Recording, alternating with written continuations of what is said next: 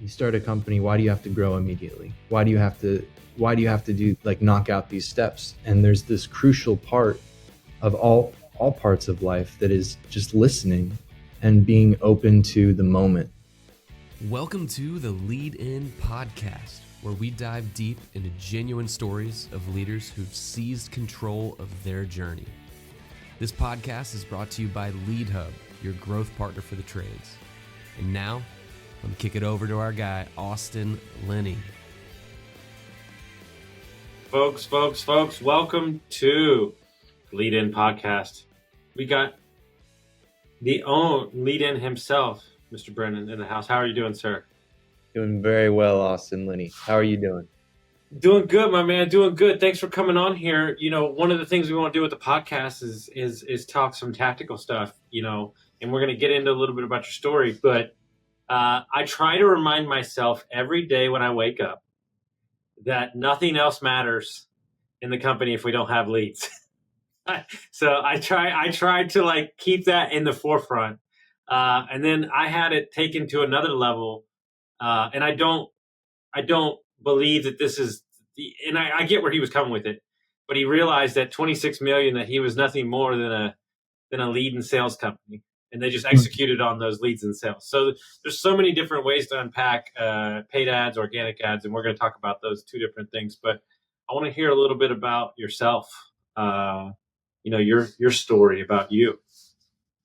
Yeah, I am 37 years old, grew up in Oregon, went to college in Boston. And when I was there, I got more interested in a band than school. So got really lucky with a few tours and some opening gigs. And we traveled all over the States for 7 years and eventually kind of wore out, right? We all got married, started families, and then I ended up going back and finishing school.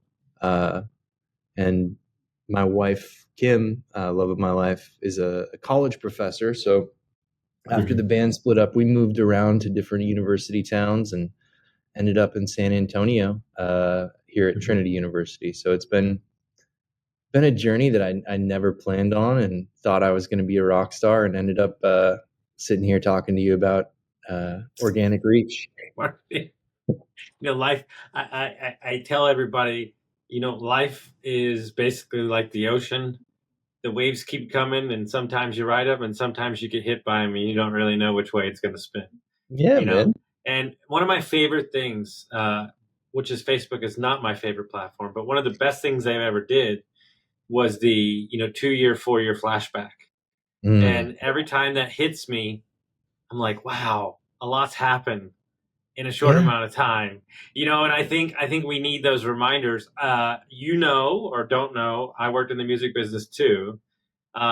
You longer than I, but what was your biggest takeaway from the music business that maybe people from the outside looking in don't see? That's a good question. I think that there is, I never met a single person who wasn't totally passionate about it. Yeah. I come to work here, and there's a whole mix, there's a whole spectrum of how invested people are. You've got these owners and people who are putting in their livelihoods, investing in their own business, and they're here early, they're here late, and and then you've got some people who punch in and punch out. And I think that's true of a lot of industries. But when you're in a touring band, every single person is there because they love it, So it's, that was my experience. I've never met a profession in the music business where they nerd out more than they do in the music business. And each area of the band is a different mindset. And then you're trying to get all those mindsets. Like, I always thought if I ever had a kid, I would never allow them to be a drummer because the drummer had the most equipment and the longest to set up. And it was always like, didn't matter if it was 100, And like then the bass player and the singer or the guitar player just plug in and they're ready to go and they're chilling in the green room and the Yeah. drummer's still out there, you know. And so you look at those things through different lenses when you peel apart and you bend. I tell everybody this story and I never don't tell this story, and I will never get far away from this picture. We played in front of 12,000 people one time, and it was what it was. It's Texas. It's called Gator Fest. And there's like literally like gators hung up behind the stage because they're like killing the gators and like that's the game. But then there's like a big cookout and a thing. I love And this. I still think about that night. Like I could still feel the energy of that crowd, like in my body. It Mm. was such a moment, and they had a big fishing house on the bayou that had like 3 of the bands in there, and we all came back afterwards and had steaks and played poker all night. And there was like 15 rooms with like 3 beds in each room. And I think about that night because none of the guys wanted to play it. They go, "This is so stupid." And it was 30 minutes from where my parents grew up, and I said, "This is going to be the best night of your life. I guarantee you." These people know hospitality, and Yeah. they had the best night they ever had. And it was one of my heroes, one of the guys I looked up to played that day too, and so it was cool to see him. And so it was just it's one of those things that I tell everybody the greatest thrill of my life. 3 things I care about: music, food, and hospitality, and people. And I've had the pleasure of chasing my passions in my career. Yeah, that's fantastic, man. And what a special moment. I'm trying to remember the visual artist, dude from the '80s, died tragically young, painter. But he had this quote that's like, um, "Art is how we decorate space, and music is how we decorate time." And this, there's something so fleeting about music and the temporal nature of it, you know. And just like life, you have to experience it and then it's gone. And that is true. But then there are also these memories and the way that memory impacts us when you have this moment in time, this snapshot of being in front of 12,000 people with a bunch of stuffed gators hanging in like this, like you're describing. It's No. They weren't stuffed. They were real gators. No, I'm serious. Yeah. They were real gators. Yeah. Not No, tax- but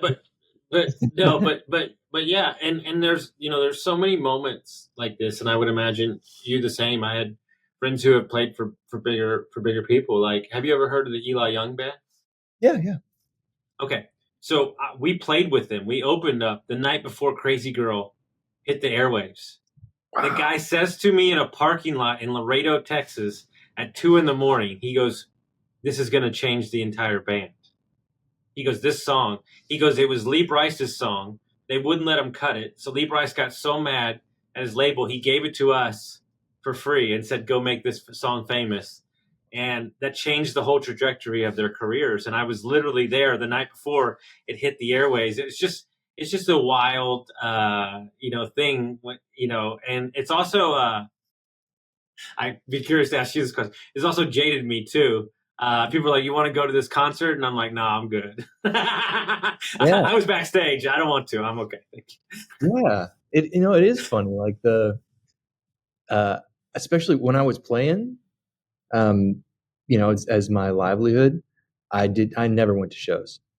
I would play my own shows. I never went to see, I mean, unless it was like a good friend or something that was playing. Like I had no interest in going out and seeing a show. And I've come around a little bit now that I'm not playing live anymore. But man, it was because you're in it so much. Like I don't know. I mean, it might be the way that you're describing where you're jaded and you've seen it from backstage. So like, what's the point? But I think there's also something like there's something so that I associated. It might be different for you, but I associated. It was so performative. Like there's this duality to it where like the music itself is personal and the connections you're having with the other people on stage, you have to be completely sympathetic to what they're playing, and like the amount of listening is crazy. And then that's juxtaposed with you being on stage dressed up and playing in front of all these people, and like there's something so raw about the former and something so almost false about the second part of Mm-hmm. it. And Yeah. that sort of struggle between the two, and like I think when I was doing it all the time, I had a hard time enjoying being on the Yes. false side of it and not Yes. experiencing that like the true like raw part of it. I have a quote that I think works really well in the music business too. Be careful how good you get at cooking. You'll get farther away from the kitchen. Okay. Right? So when you become famous and you're a chef, you don't get to cook anymore. You don't do the thing that you love anymore. Right? Yeah. And so as a kid, or you just wanted to play drums, or you just Yeah. wanted to play bass. But the problem is that the farther you get along, you lose that love of it because you've seen behind the curtains, right? And so I'll bring this all back to businesses. I think the conversation that's not being had, and you see enough businesses and talk to enough business owners in your own company because you service them, is that I think a lot of people believe that when they get into business, they have to scale. And I don't think you have to. I think you have to juxtaposition what your lifestyle wants to be, and then you build a business in that, and don't get distracted. You know, the problem that people have is like there's great $2.5 million businesses out there, and they don't need to go to 3 million. Like if you have a good lifestyle and you're getting the leads and you're creating, and one of the things I love about y'all, and watch me work to see how I'm bringing it all back in, is that when we say, you know, we're just going to slam down and throw more money at the ads, you go, hold on, that doesn't make sense. And so that takes a certain person to say, okay, what I always ask the same question. What's the outcome we're looking for here? Right. And I'll ask you this question because I'm loving this conversation. We'll spend episode 2 and 3 talking about the mechanics of the business. Sure. But you move around a lot, and your wife's a professor, and you find this place and you find this company. What about the company or the community that is San Antonio, which is amazing, did y'all find that you weren't expecting in your life? Yeah, good question. And you're a native Texan, right, Austin? Yes, sir. Mm-hmm. Mm-hmm. So as a non-native Texan, I had opinions about Texas. Okay. So does my fiance. Yes, she's from Washington State. So yes. Okay. Yeah. PNW, and she thought it was all desert and cowboys. Yeah. Me too. You know, and like a lot of it did shock us, as you say. You know, like how the sort of like hospitality, the welcoming nature of folks, I always thought of as sort of put on as an outsider, but it's not. There's something really genuine about the way that people care for each other and the pace of life.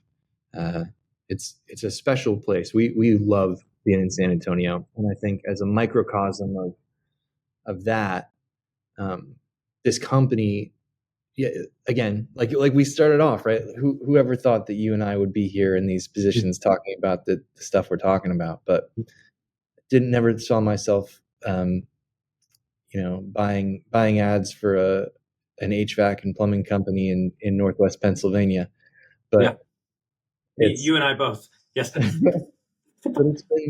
it's been such a thrill because the people that I work with and like the mission that Aaron and Ben and Ryan and all the folks here at Lead Hub are on is like, and the way that they're doing it really speaks to that kind of the way that I feel when I'm creating on stage with that first part of the concert experience where you're taking what someone else is doing and building on it and making it better and then giving it to the world.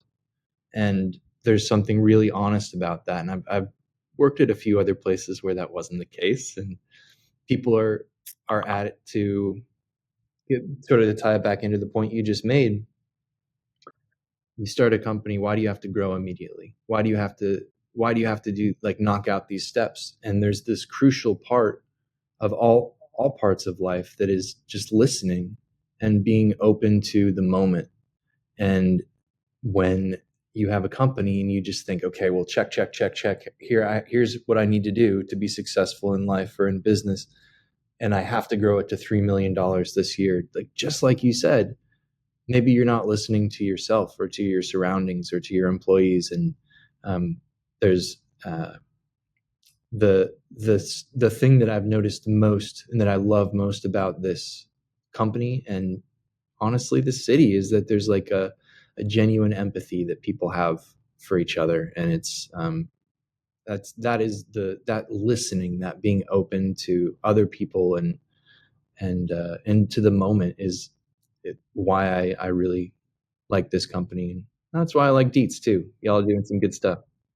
So when I was waiting tables at the restaurant in Austin for a long time, I used to get a lot of European visitors that would come in for the summer, and they knew me and they were regulars, and they used to come in for the year.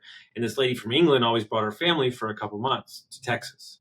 And like after the second time of me seeing her, I said, like, you live in London, like, why are you here, like, during, for a couple months every year? And she goes, because I want to make sure that I remember what humanity feels like. And she says, Texas makes me feel that way. She goes, it's not put on, it's real, raw hospitality. For all of its faults, it is, an amazing place to raise a family, first of all. But second of all, it's an amazing place to be supported. And what I wish everybody would wake up to is when I get on the golf course with all my buddies that own businesses, we always have the exact same conversation. Why do you need a scale? Like I have a buddy who owns 4 CPA companies, no outside investors. He's moving rapidly and growing, but he doesn't have anybody to answer to. Yeah. And he's doing it the way that he wants to. And I have another buddy who owns a bookkeeping company, and he's doing it the way, and these are guys that had great jobs, right? And they're committed to the growth over the long term. I think I was thinking about that this morning. I think that the number one thing that we can do as a business owner that'll win us thing is not all revenue is good revenue, and not all customers are good customers. If you can answer those things for yourself, right? And you can realize that headache or that bad hire or that whatever is going to cost you more than it's going to give you. If you can stick to those things, I think you can run a great business. I think that if you looked at the aggregate of your problems, I think they would be boiled down to a couple customers and a couple of employees. And if you remove those, no matter what it hurts, I think you'd be happier as a business owner. Yeah. 100% agree. I love it. Well, it's good to get to know you a little bit, man. I love it. We're going to jump into some real raw tactical stuff on the next episode. So we'll see you around the corner on the next one, guys. Love it, Austin. Thank you, man. Thank you, sir. Folks, if you made it to the end of the episode, I'm sure you found some value with what you're listening to. If you could send this to a friend, rate us and review us, share us around. The more that you share us, the more that we can share content with you. Thank you all so much for your time and listening, and we'll see you next time.